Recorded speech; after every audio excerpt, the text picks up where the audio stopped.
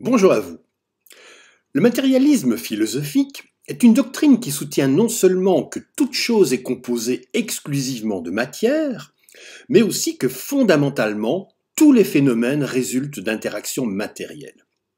La pensée, par exemple, sera considérée comme le résultat de phénomènes matériels, le résultat de phénomènes physiques. La pensée, c'est de la matière. Pour le matérialisme, il n'existe donc que de la matière. Il n'existe dans le monde qu'une seule substance, qui est matérielle, ce qui fait de ce système philosophique un monisme, c'est-à-dire un système qui considère que l'ensemble des choses est réductible à un seul principe. En cela, le matérialisme s'oppose au dualisme, qui postule quant à lui l'existence de deux substances distinctes, par exemple la matière et l'esprit, mais aussi a fortiori au spiritualisme, qui affirme la supériorité de l'esprit sur la matière, et à l'idéalisme, qui sous sa forme radicale ramène toute réalité à de la pensée.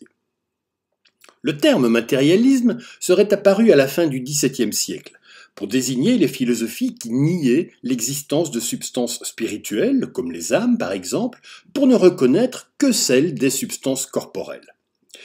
Et c'est un peu plus tard encore, en 1734, qu'on trouvera chez le philosophe allemand Christian Wolff ce qui constitue sans doute une des toutes premières définitions du matérialisme.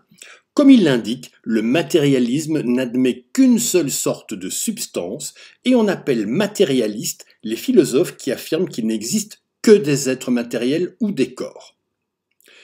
Si le terme matérialisme date donc d'il y a un peu plus de 300 ans, la doctrine qu'il désigne est bien plus ancienne, puisqu'on peut citer des philosophes de l'Antiquité grecque et latine, des philosophes qui étaient alors minoritaires et marginalisés, comme notamment Démocrite, Leucippe, Épicure et Lucrèce, parmi les premiers penseurs qu'on qualifiera aujourd'hui, rétrospectivement donc, de matérialistes. Mais c'est surtout à partir du XVIIIe siècle, avec en France des auteurs comme Lamétrie, d'Holbach, Helvétius et Diderot, pour n'en citer que quelques-uns, que la doctrine matérialiste se répand parmi les savants et philosophes comme une arme pour lutter contre les superstitions et le dogmatisme religieux, comme un outil pour combattre l'emprise de l'Église sur tous les aspects de la vie en société. Pour ces philosophes, la pensée, l'âme, la vie ne sont en définitive que des propriétés de la matière.